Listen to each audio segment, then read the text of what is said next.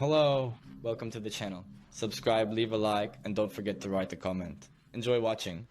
The message came in around 4:40 in the afternoon, just as I was finishing off the last edits on a report I had to submit by 5. The tone was casual, even cheerful, like Amanda was doing me a favor. "Hey," it started, followed by a heart emoji I chose to ignore. "We're having a dinner this weekend at Mom and Dad's. Just something to celebrate everyone's big wins this year. Jack's promotion, Carrie buying her first house. I closed the Anderson account finally, stuff like that. Anyway, you should probably sit this one out. It's more for people who've, made something of themselves." She ended it with a winking face, like that made it any better. I stared at the screen, trying to decide if I was reading too much into it, or if she had genuinely just told me I wasn't worthy of eating dinner with my own family. That's the thing about Amanda. She always had a way of making cruelty sound like concern, of packaging her judgment in this shiny, well-meaning wrapper, like you were the one overreacting if you took it personally. I didn't respond. I didn't even let my expression change. I just placed the phone face down on the table, clicked submit on the report, and walked into the kitchen to heat up some leftover penny I'd made 2 nights ago. It was slightly overcooked and dry, but it felt better than admitting that her words had stuck like a splinter under my skin. "I know what you're thinking. Why would anyone let their sister talk to them like that?" Why wouldn't I push back, confront her, say something sharp in return? Maybe it's because I was tired. Tired of being the quiet one. The one who stayed home when everyone else went to Europe. The one who worked from the kitchen table while the rest of them posted photos from boardrooms or brunches. The one who never brought a boyfriend, never made a big announcement, never got a standing ovation. The truth is, I hadn't made anything of myself. At least not in the way they measured it. No fancy title, no office view, no brag-worthy moments. And when someone repeats something often enough, even if they never say it outright, you start to believe it. I poured a glass of wine, cheap, boxed, no shame, and sat on the couch, balancing the plate on my knees, watching reruns of a sitcom I didn't particularly like, but had seen so many times that it was almost meditative. Around 6:30, a notification buzzed from my laptop. At first, I ignored it. Probably just a Slack message or one of those endless newsletters I forgot to unsubscribe from. But it caught my eye because of the name in the preview. Forbes. I blinked, opened it. It wasn't an article, it was a notification. "Someone from Forbes viewed your LinkedIn profile." I hadn't even realized my profile was public. I hadn't updated it in over a year. It still listed me as a freelance digital strategist, which was the vaguest thing I could come up with when I needed to say something. My heart did a small, confused skip. Not excitement exactly, more like curiosity wrapped in caution. Who at Forbes was viewing me, and why? Now here's where I should probably back up a little, because you need to understand, for the past 3 years, I'd been building something, quietly, anonymously. It wasn't a company in the traditional sense. It was more like an idea that turned into a side hustle, then a hustle that snowballed into a business. I created digital strategies for small tech firms that couldn't afford agencies. I branded them, built their launch plans, helped them pitch to investors, always behind the scenes, always under a pseudonym. I had clients in 6 countries and grossed more last quarter than Amanda probably did in a year, but I never told anyone. Not because I was ashamed. I just didn't see the point. They wouldn't understand it anyway. To them, success had a dress code and a zip code. I clicked on the profile viewer. It was someone named Elise Turner, senior editor for tech features at Forbes. I felt a sudden tightness in my throat. This wasn't just some intern accidentally clicking through profiles. This was someone who chose to look at me, my actual name. Not my alias, not the company page, but my personal, dusty, ignored profile. The timing was too strange. On the very night Amanda excluded me from the dinner for successful people, I get pinged by one of the most prestigious business publications in the country. I didn't know what to do. I stared at the screen like it might offer a hint. A few minutes later, my phone lit up again. Another message, but this one wasn't from Amanda. It was from the LinkedIn inbox. "Hi, Jenna," it read. I'm working on a piece about innovative digital strategists flying under the radar. Your work came up multiple times through referrals. Would you be open to a quick chat this week? It was signed Elise. Now here's the part I want to ask you directly, and I want you to really think about it before you answer in the comments. Have you ever been excluded so many times that you stopped believing you even belonged, only to find out the world was watching you the whole time? Because in that moment, sitting there with cold pasta on my lap and a heart that felt like it might crack open from a decade of quiet resentment, I realized something. They didn't just overlook me, they never saw me at all. I put the plate down, wiped my hands on my pajama pants, and typed back, "Yes, I'd love to talk." Then I hit send, not just on the message, but on a new version of me that none of them were ready for. There's something quietly brutal about being the one they forget to introduce at family gatherings, the one whose achievements, if acknowledged at all, are sandwiched between someone's new boat and another cousin's engagement as filler conversation to avoid awkward silence. It's not just the absence of attention that stings, but the presumption that you don't deserve it, that your life must be small because it doesn't look big from the outside. That's how it's always been with me and my family. They measure worth in LinkedIn updates, in salary raises announced loudly over dinner, in glass offices with views of cities they can name drop in conversations. And I had none of that. Not on paper, not in pictures, and certainly not in a way that could be bragged about over drinks. But what they didn't know, and what I had gone to great lengths to make sure they wouldn't know, was that while they were busy living publicly curated versions of success, I was quietly building something very real behind closed doors, where no one could mock it, misunderstand it, or diminish it before it even had the chance to breathe. I still remember the day I started, not because it was dramatic or life-changing in the moment, but because it was so completely ordinary. It was during a low point, probably one of the lowest. I had just lost my contract at a small marketing firm where I'd been working remotely. The company folded without warning, and the severance pay was laughable.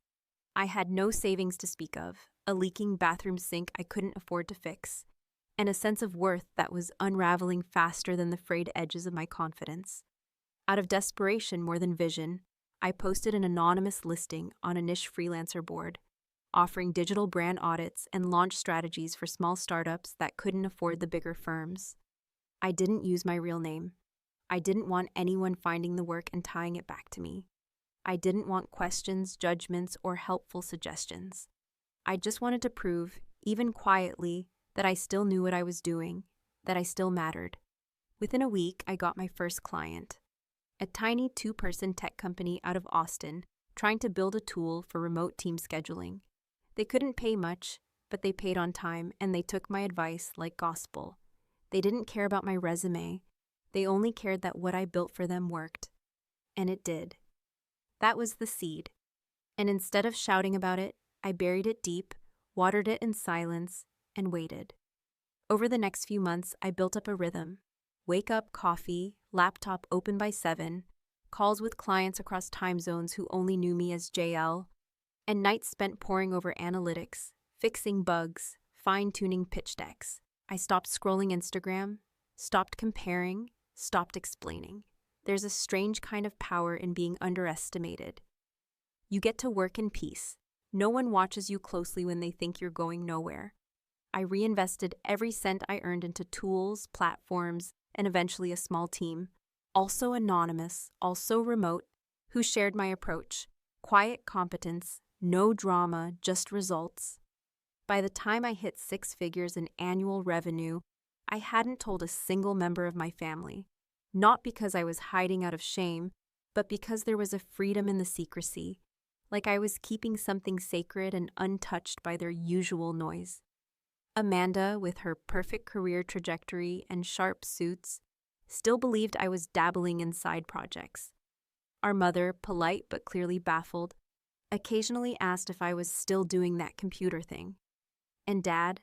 Well, Dad barely said anything unless Amanda was in the room to impress.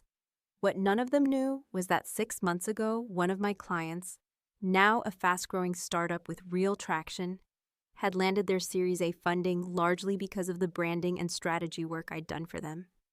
They credited me directly in their investor pitch. That mention snowballed.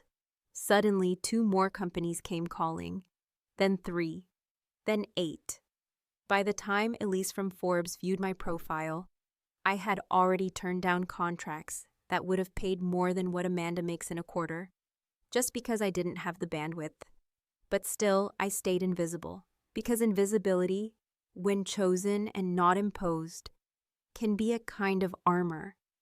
It lets you move without interference, lets you build without validation, lets you shape your narrative before anyone else writes it for you.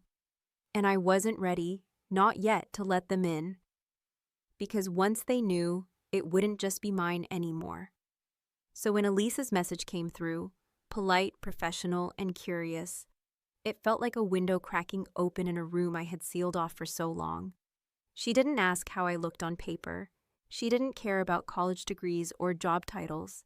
She asked how I built trust with startups in markets where no one had even heard of me, how I created scalable strategy systems without the backing of an agency or name recognition. She wanted the process, not the packaging. And for the first time in a long time, I felt seen not for the illusion of success, but for the work behind it. I reread her message probably 10 times before I answered. And when I finally did, I didn't overthink it. I just wrote, "I'd be happy to talk. When works for you?" Then I hit send, leaned back in my chair, and stared at the ceiling for what felt like hours, trying to process that maybe, just maybe, the years of silence hadn't been wasted. What they didn't realize, what Amanda would never be able to wrap her head around, was that some of us weren't building to impress anyone. We were building because we had no other choice, because survival demanded creativity, because reinvention was the only path forward. And now, standing at the edge of something I hadn't even dared to hope for, I realized that this wasn't about proving anyone wrong. It was about finally letting the truth come to the surface. Not like an explosion, but like a tide, slow, unstoppable, and quietly powerful. The morning after Elise Turner's message, the world looked unchanged on the surface. Sunlight filtered through the blinds and stripes across the living room floor. The same overgrown neighbor's tree scraped lazily against the side of the building, and my inbox was still half clogged with automated reminders and newsletters I never read. But inside, something had shifted in a way that wasn't loud or dramatic, just quietly irreversible, like a curtain being pulled back on a part of myself I'd locked away so long ago that I had almost forgotten what the light looked like. I don't remember making the decision exactly, whether it was conscious or just a culmination of years of being dismissed, overlooked, and written off by people who never really tried to understand me.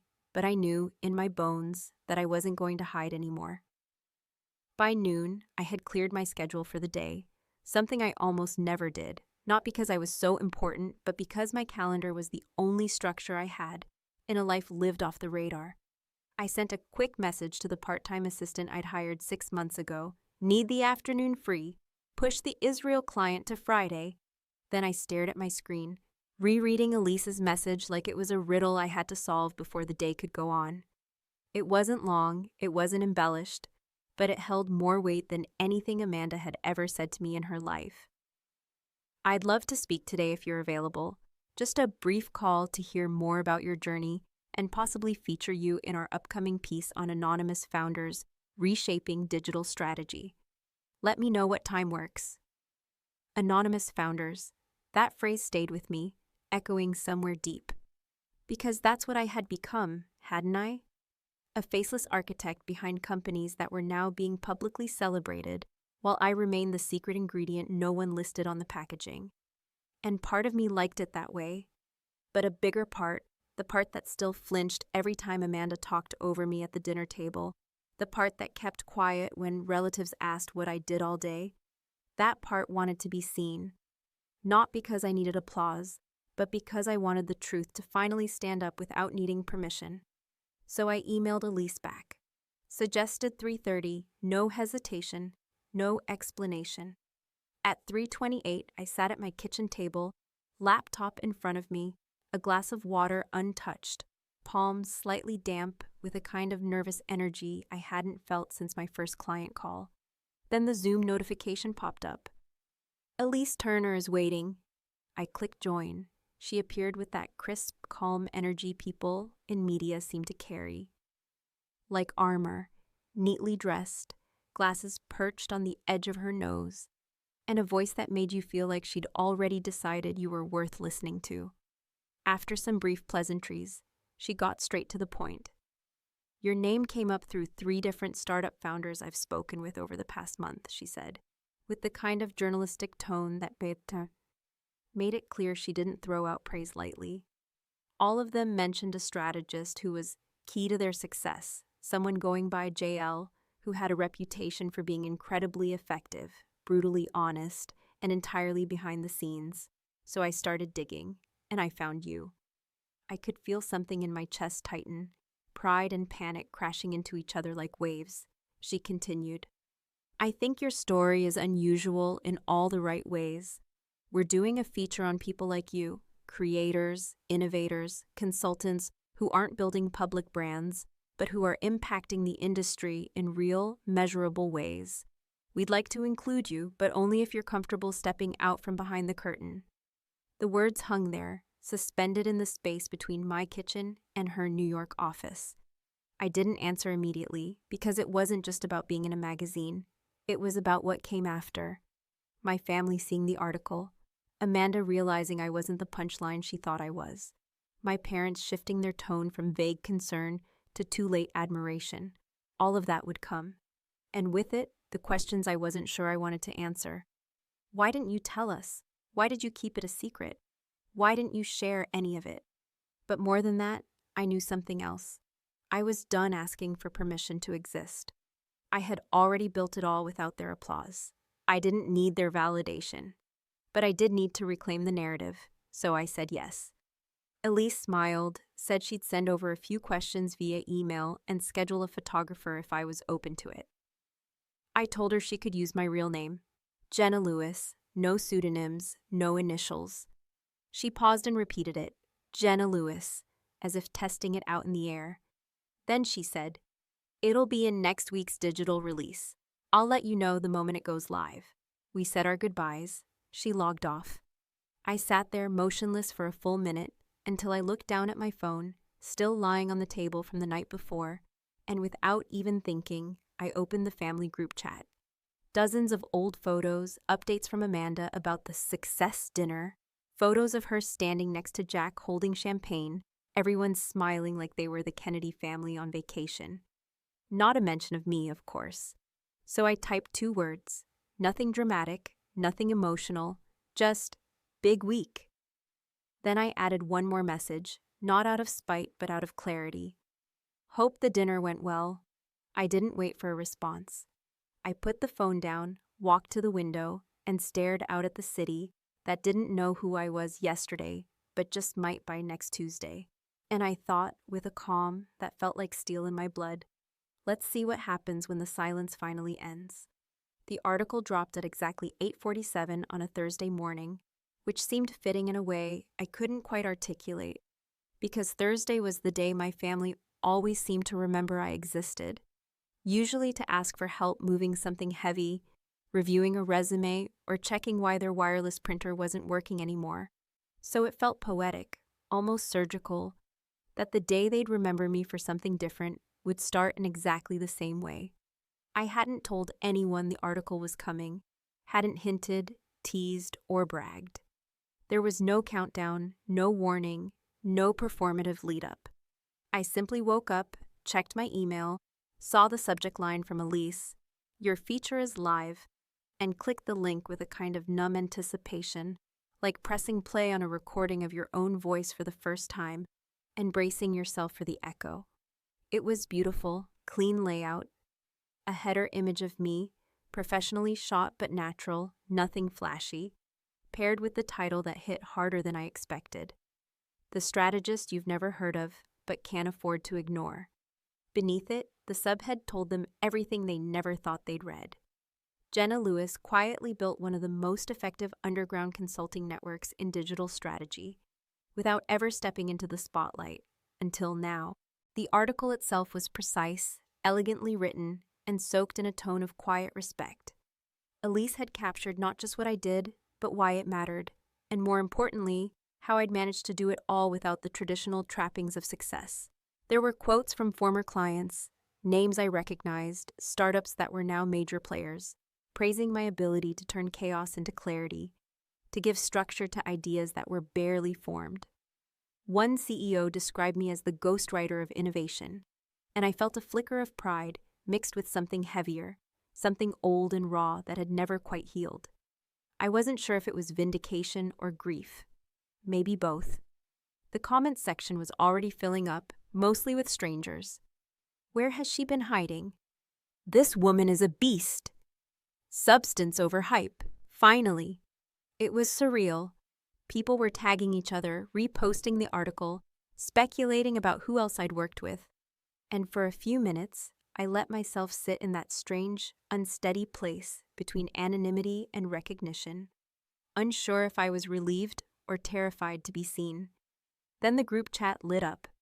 It started, of course, with Amanda. "Has anyone seen this?" she wrote, pasting the link beneath her message like it was a fire she didn't know how to control. A minute later came the next message, this time from my brother Jack. "Wait, Jenna?" Then silence. That kind of charged heavy silence you can almost hear buzzing through the phone. I imagined them all reading, probably rereading, looking for some part of the article that would explain how they had managed to live their entire lives alongside me without ever realizing I was building something real. I imagined Amanda, sitting at her kitchen counter with that perfectly curated mug of black coffee she posted every morning, furrowing her brow not because she was proud, but because her story no longer made sense if I was no longer the underachiever. 10 minutes later, the group chat burst into chaos. Jack: "How did you not tell us?" My mom: "Jenna, sweetheart, this is amazing. Why didn't you share this earlier?" Amanda, 3 dots typing, then deleting, then typing again. "I feel blindsided. We could have celebrated this with you." And then finally, Amanda again. "Were you doing this the whole time? Is this why you skipped dinners and didn't come to Vermont last year?" As if my absence from their photo ops had been some calculated power move, rather than a quiet attempt to preserve my own sanity. I didn't respond right away.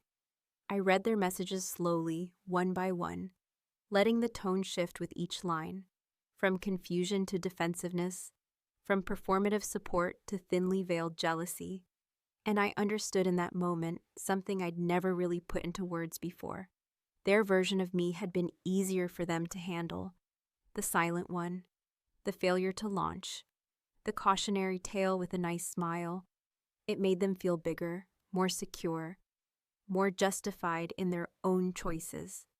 And now that story was crumbling in real time. Finally, I replied with one line: "You never asked." The silence that followed was different. Not the heavy silence of confusion, but the stunned silence of people realizing they'd missed the plot while it was unfolding in their own house. Amanda called within 5 minutes. I watched the phone ring on the counter, didn't move to answer it. Then again, and again. On the 4th call, I picked up, more out of curiosity than anything else. Her voice was flat, restrained. "I'm not mad," she said, which of course meant she was furious. "I just don't understand why you'd hide something like this from your family. We could have helped, promoted you, connected you with people. I'm really happy for you. I just wish you had trusted us enough to share this sooner." And there it was, the rewrite, already underway. Amanda was trying to recast herself as the supportive sister, the one who'd always believed in me, the one who would have cheered the loudest if only I'd given her the chance. I let her talk, let her fill the air with words she needed to believe. Then I said, "I didn't need promotion, I needed peace. And trust isn't given, it's earned." There was a long pause. Then she said something I'll never forget. "You always made yourself small. You didn't have to do that." And I almost laughed, not because it was funny, but because it was so precisely backwards. I hadn't made myself small. I had been kept small, boxed in by the expectations and assumptions of people who never once asked what I was capable of. I had only just learned how to stretch past their limitations. As I hung up, the final message in the group chat came through. It wasn't from Amanda or Jack or my mom. It was from a number I hadn't seen in years. A New York area code. One I hadn't dialed since I was 16. It read, "I always knew you had it in you. We should talk." And just like that, the story shifted again. Because that number, that was my father. The one who walked out nearly 2 decades ago. The one no one ever spoke of except in hushed, irritated tones. And now, for reasons I couldn't begin to guess, he was stepping back into the picture. Right after the world finally learned who I was. And I had no idea what he would say next. The morning after my father's message, I woke before the alarm, not startled or restless, but with the kind of stillness that often follows after something irreversible has happened. The kind of quiet that settles not just over a room, but inside your own skin, where nothing feels exactly familiar anymore because something fundamental has shifted, not loudly or dramatically, but in a way that changes how you look at everything that came before. I stared at the ceiling, tracing the small cracks in the plaster with my eyes like they held answers I wasn't sure I was ready to find. And I thought about that dinner, the one I had been told not to attend, the one meant to honor those who had made something of themselves.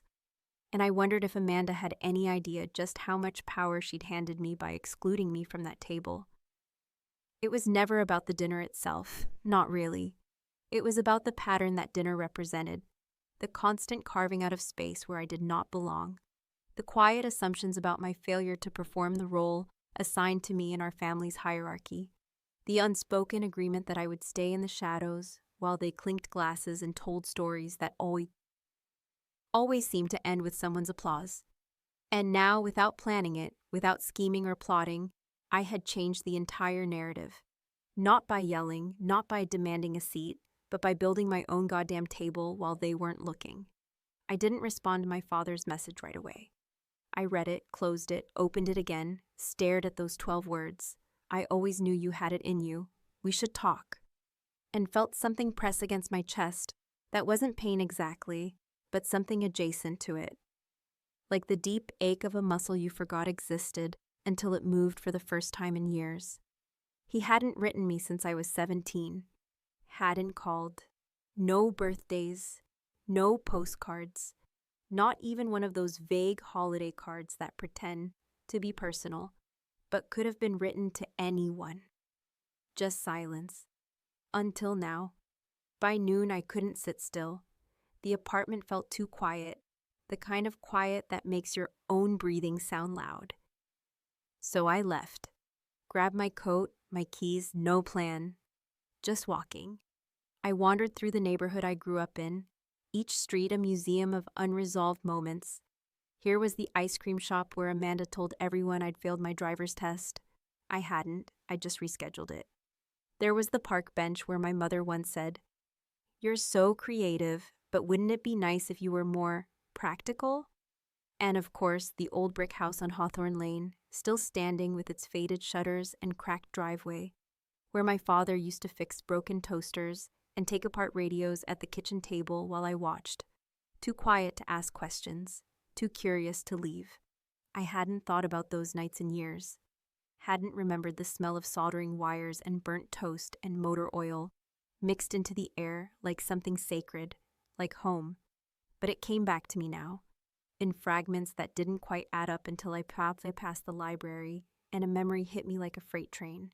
Me at 14, checking out a stack of tech startup memoirs and branding theory books that had somehow all been placed on the recommended shelf the week before, even though no one else in town would have read them. I thought it was a coincidence back then. Now I wasn't so sure. Back home, I went straight to the storage closet I rarely opened and pulled down the old journals I used to write in during those early, restless years when I was still trying to make sense of where I fit. I flipped through the pages until I found one, dated August of my junior year in high school, where I had scribbled a list of usernames I'd seen commenting under obscure business blogs I followed religiously at the time. One of them, Radio Ghost 42, had always stood out. Not just for the name, but for the way the advice in the comments always sounded oddly specific to my questions. Like someone who knew not just the topic, but me. And at the bottom of the page, next to that username, I'd written in parentheses, "Could it be Dad?" The thought had come and gone like so many things do. When you're young and desperate to believe the people who've hurt you might still care in secret. I never found proof, never asked, until now. I opened my laptop and typed the username into an archived web forum search, the kind that hadn't been updated in over a decade, but still held dusty conversations like frozen time capsules. And there it was, dozens of posts, mostly in threads about small business building, brand development, startup pitfalls, and buried in the comments, responses to questions I had asked under my own pseudonym, advice so eerily specific that I knew with certainty what I hadn't dared to believe until now. He'd been there, not physically, not in the ways I needed most, but he had watched, guided, left breadcrumbs I hadn't followed at the time. Maybe it wasn't enough, not then, but it meant something now, so I called him. He picked up on the second ring. His voice sounded older, thinner, but unmistakably his. "Jenna," he said, and my name sounded strange in his mouth, like a word he hadn't spoken in years, but never forgot how to say. I didn't cry, I didn't scream. I just said, "Was it you on those forums?" He didn't hesitate. "Yes," he said. "I didn't think you'd ever put it together, but I always hoped." We talked for nearly an hour about the things we missed, the things we ruined, the things we might still repair. He didn't apologize in the way people do when they're trying to erase the past. He didn't offer excuses. He just told the truth, which somehow mattered more. And when the call ended, I didn't feel resolved, exactly, but I did feel seen in a way I hadn't felt in a very long time. That night, I sat at my laptop, staring at the group chat where my family still buzzed with messages of congratulations, suggestions for next steps, and articles they thought I'd find helpful. I typed something, then deleted it, typed again, then closed the app. Some things didn't need answers, not yet. Instead, I opened a blank document, gave it a title, "The Dinner I Didn't Attend," and began writing, not for them, for me, because sometimes the loudest revenge isn't revenge at all. It's peace. It's knowing you didn't need their seat at the table because you had already built something bigger, something lasting, something they could never take credit for.